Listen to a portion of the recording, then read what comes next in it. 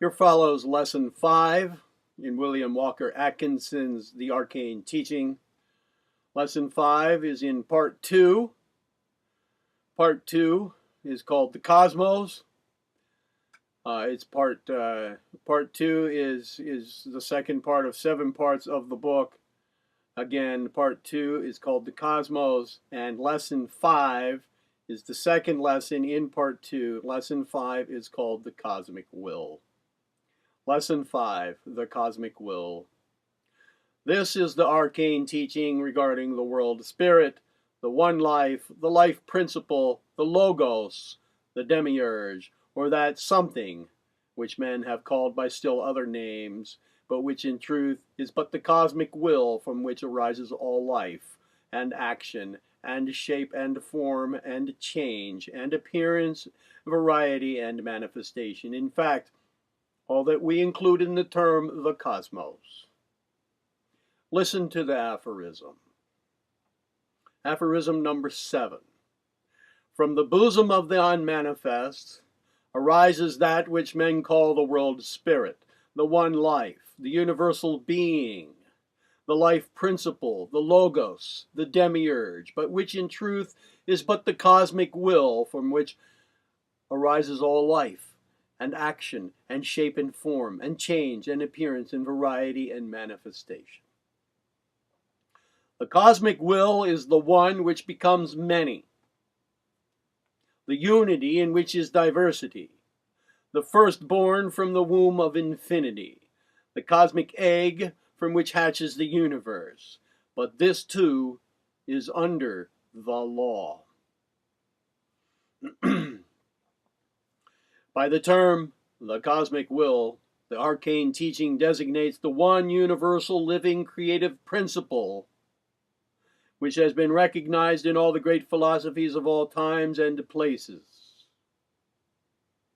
From the earliest dawn of philosophical thought, the great thinkers of the race have postulated the existence of a one great universal living creative principle from which proceeded the many. In some cases, the one was held to be a universal being, even a personal being or deity, while in others it was simply regarded as a principle. But the underlying conception was the same: a one living creative something from which the many emerged, a unity from which proceeded diversity. This universal living creative principle was often confounded with the absolute,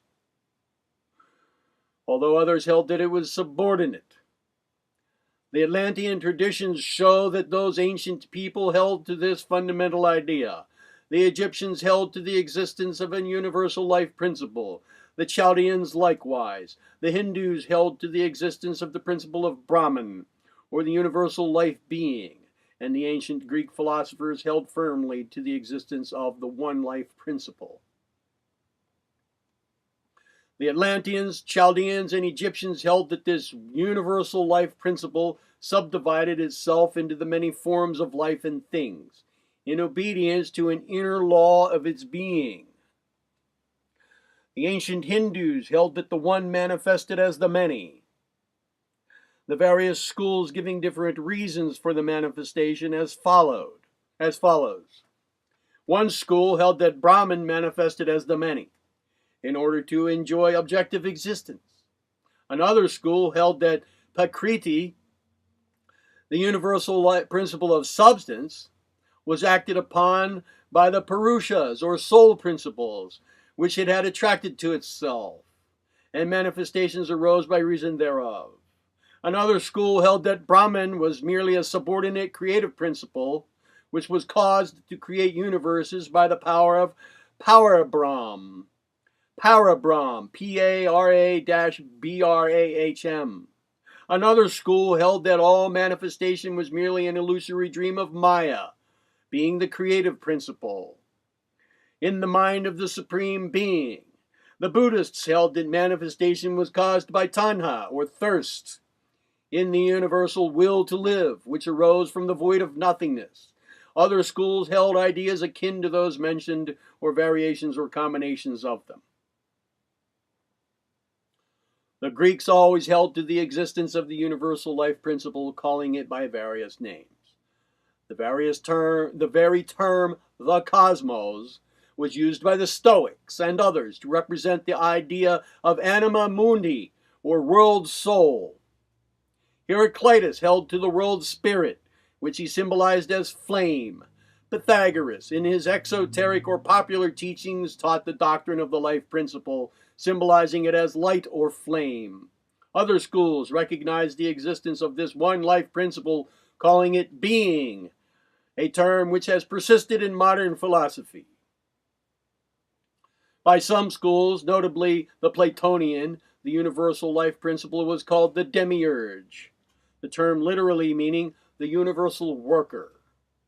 The demiurge was held to be an exalted and mysterious agent, by and through whom the Absolute was supposed to have created the universe. The life of the demiurge flowed out into manifold forms and became the many. This idea was adhered to by the Gnostics of the early Christian church. The term the Logos was also applied by some of the schools to this universal life principle. The Logos was held to be the creative principle of nature, objective in the world, giving order and regularity to the universe of shapes and forms which it had manifested. This idea of the Logos was inherent in many ancient religions and permeated even early Christianity.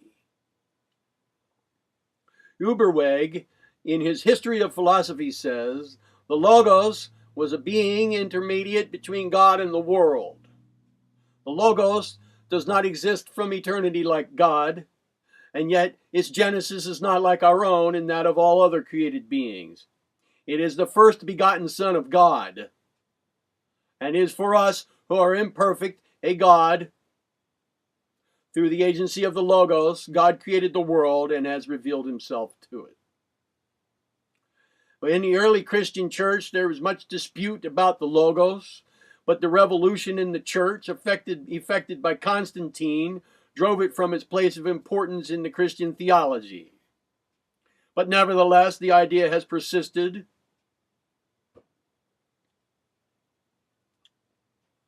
As witness Cudworth, the eminent English theologian and philosopher, 1617 to 1688, who held to the existence of a plastic nature, of which he claimed, quote, it may well be concluded that there is a plastic nature under God, which as an inferior and subordinate instrument, doth grudgingly execute that part of his providence which consists in the orderly and regular motion of matter, end quote. Cudworth held that this idea of plastic nature was reasonable in view of the fact that, quote, the slow and gradual process in the generation of things would be a vain and idle pomp, or a trifling formality, if the moving power were omnipotent, as also may be noted those errors and bungles which are committed where the matter is inept and contumacious, which argues that the moving power is not irresistible, and that nature is not altogether incapable of being sometimes frustrated and disappointed by the indisposition of matter. An omnipotent moving power, being able to dispatch its work in a moment, would always act infallibly and irresistibly, as no ineptitude and stubbornness of matter would be able to hinder such a one, or to make him fumble or bungle in anything, end quote. The plastic nature of Cudworth and his followers was but the old demiurge, or the Logos of the Gnostics, but another name for the universal living creative principle, subordinate to the higher law. Modern philosophers and thinkers have held to this idea of the creative principle, regarding it rather as a life principle than as a being. Bruno held the existence of an anima mundi, or world soul principle. Others have held to the principle of nature. Schopenhauer held to the existence of a universal will to live, which manifested its life, the universe of shape and form and variety. Von Hartmann held that there existed an unconscious or creative principle similar to that of Schopenhauer's will. Wundt held to the existence of a universal will. Crucius held to an universal dominating will. Balzac held to a universal something akin to will. Nietzsche held to a world will. Maeterlinck held to a life principle. Bernard Shaw postulates the existence of a universal creative energy, which he calls the life forces. The naturalistic school of philosophy postulates the existence of a composite something, which he calls nature, which acts as the universal creative energy. Other thinkers speak of nature in its metonymic sense as, quote, the agent, the producer or creator of things, the powers which carry on the processes of creation, the powers concerned to produce existing phenomena, whether in sum or in detail, the personified sum and order of cause and effect, end quote. Spencer postulates the existence of an infinite and eternal energy from which all things proceed, which transcends our reason and even our imagination, end quote. In short, this universal living creative principle, or life principle, is found under one name or another in nearly all of the leading philosophies or schools of thought, ancient or modern. The highest reports of the human reason agree in this conception and postulate. But the true philosophic conception must be distinguished from that of pantheism, once again, which at first thought seems to be the same. Pantheism claims that this creative principle is deity, God, or the absolute, that deity and nature are identical, that the universe is God, and God is the universe. Herein lies a great error, which true philosophers and true occultists vigorously oppose. The idea of an absolute, of an omnipotent, omniscient, all-powerful, all-wise being compelled to work its way up gradually, haltingly, with mistakes and stumbles, is absurd. Coudworth, quoted a moment ago, makes this point clear. And to claim that an absolute being is trying to gain experience in this way is ridiculous. The idea that the absolute is trying to accomplish something by the universal manifestation is illogical. For if it has not been able to reach its goal in all of the past of eternity, it cannot reach it in all the future of eternity, for the one is equal to the other. Moreover, the absolute must of necessity be self-sufficient and can want nothing to perfect itself. In short, any attempt to postulate the absolute, God, deity, or other supreme thing as being the struggling, striving, evolving, creative energy must end in failure or in an illogical conclusion. It is only when it is assumed that this creative energy is subordinate to and ruled by an absolute sovereign power that it becomes logically thinkable. Pantheism, actual or implied, is illogical. Even the idea of a personal deity is far more logical than is pure pantheism. The absolute and nature can never be the same. Try as men may to make it appear possible. Nature must always be relative and subordinate to a power and sovereign power of law, or power or law. Again, nature must always be relative and subordinate to a superior and sovereign power or law, and the latter must be the absolute. Pantheism wears many masks and disguises, and is the underlying idea of many modern systems bearing high-sounding names. Any system which is based upon the idea of an absolute which manifests as a relative, or of a supreme being which manifests as nature, and of natural things, is but pantheism. though perhaps subtly disguised. Beware of this insidious error of thought. Apply these test questions to any system to puncture the bubble of pantheism, if such is contained within it. 1. Why does your absolute being depart from its absolute nature and become relative, manifold, and divisible? 2. How can the absolute lose its absolute nature and become relative? And 3. What becomes of the absolute nature of the absolute when the latter transforms itself into the relative? 4. How can the unconditioned take on conditions and limitations? 5. How can the immutable and changeless manifest change? 6. How can the indivisible divide and separate itself into parts? And if the teaching in question postulates in absolute being the quality of omniscience or absolute wisdom, ask also this question, number 7.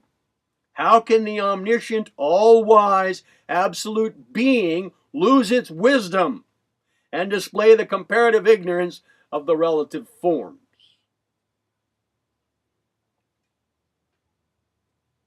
There are but 2 possible logical explanations of the absolute and relative as follows. 1, that the cosmos has no existence except in the imagination of the absolute being, either as a dream, a meditation, a reverie, or deliberate dramatic representation lacking all reality.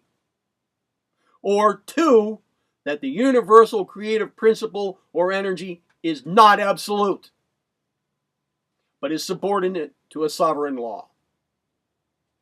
The first is the answer of certain idealistic schools of philosophy. The second is the answer of the arcane teachers of Atlantis, Chaldea, Egypt, and ancient Greece. Take your choice. But if you choose the former, then you must admit that the absolute deliberately and willfully creates the illusion for no reason except its own pleasure. For no real result or gain is thinkable in such case. For it is ridiculous to hold that the absolute could be subject to illusion, ignorance, or maya. For if such were so, it would no longer be the absolute. In either case, pantheism is escorted to the frontier. Do not be deluded by pantheistic subtleties or false reasoning. Pantheism, at best, is but a half-truth. The other half lies in the recognition of the absolute law. The arcane teaching holds that the cosmic will, the firstborn of the womb of infinity, the cosmic egg from which hatches the universe, is in its last analysis spirit. By spirit is meant essence. Remember this definition. Essence is a term derived from the Latin word esse, E-S-S-E, meaning to be. Therefore, essence or spirit means the beingness of being. Spirit is the essence of the cosmos. Spirit is that which is the firstborn of the infinity of nothingness, the first thing to be. And from spirit all the cosmos proceeds. And at the last the cosmos is all spirit. Back of spirit there is not but the infinity of nothingness. And over and above spirit there is not but the law. Spirit is being, and being is spirit. The arcane teaching uses the term cosmic will to indicate the creative activities of spirit. Spirit is the essence of the cosmic will.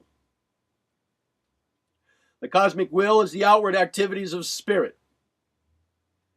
Let me repeat. The arcane teaching uses the term cosmic will to indicate the creative activities of spirit. Spirit is the essence of cosmic will, and the cosmic will is the outward activities of spirit. But spirit and cosmic will are the same thing. in its outer and inner aspects. By will is not meant that human quality called will. This latter is but the mental quality which calls forth will. Will is the principle of all activity. It is activity in itself. Life is one of the manifestations of the cosmic will. Will is the lifeness of life. Will is the outward aspect of spirit. In the cosmic will are inherent the three principles: substance, motion, and consciousness. In the infinitude of manifestation of these three principles by the cosmic will is found the explanation of the cosmos or universe. In their play and interplay is found the secret of shape, form, variety, and degrees of substance, motion, and consciousness. And from these arise life. Therefore, in considering the cosmos in its activities and manifestations, we may now forget the deeper and more subtle metaphysical and philosophical terms which we have been compelled to consider, and instead let us see in universal operation and manifestation a living universe or cosmic life principle, ever moving, changing, flowing, evolving, proceeding, desiring, attaining, seeking, accomplishing. This is the cosmic will of the arcane teaching, possessing all the attributes and qualities of the universal being of the pantheists, except that of absoluteness. For greater than the human imagination can conceive it, though it be, yet it is subordinate to and ever under the law. In this teaching regarding the cosmic will, the arcane teaching gives us an intelligible explanation of that most perplexing idea of the one life or universal life, which has appeared in various guises and under various names in the philosophies of all times and peoples. That all life in the end is one. That the individual lives are but manifestations of and centers in one universal life. Has been the truth taught by some of the greatest teachers of the race, the illumined of all ages. The majority of the schools make the fatal error of ascribing to the one life the nature of the absolute.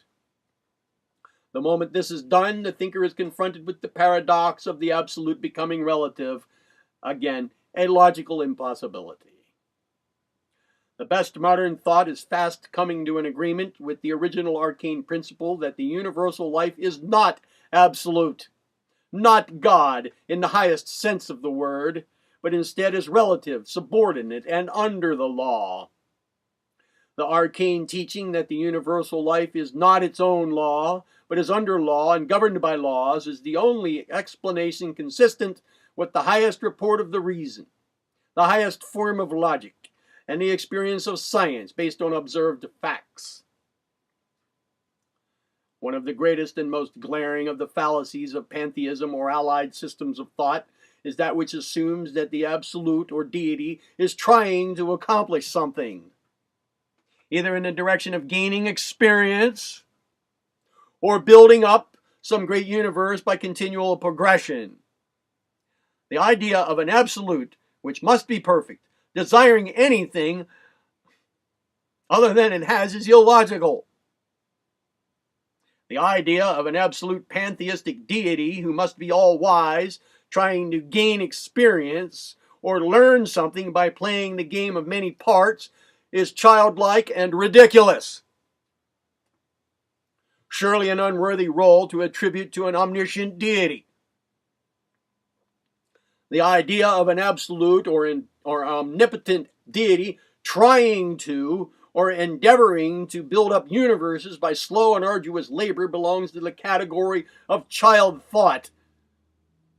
To think of such a being doing day work is ridiculous. And then, what would he gain by it, this perfect and self-sufficient being? And the fact remains that if all past time has not been sufficient to accomplish perfect results, then all future time will fail to accomplish them as well. For just as future time has no ending, past time has no ending, and existed forever. And then, what did this creative being do in all the eternity before creation, if it beheld that creation had its beginning in time? At the last analysis, the report of the illumined of the race will be found to agree with the highest report of the human reason.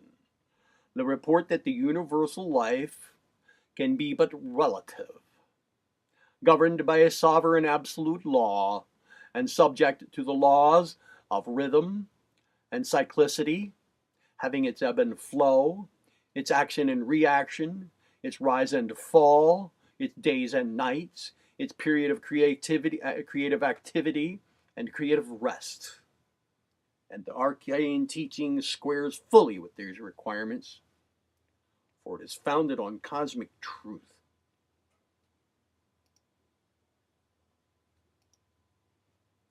That is the end of Lesson 5.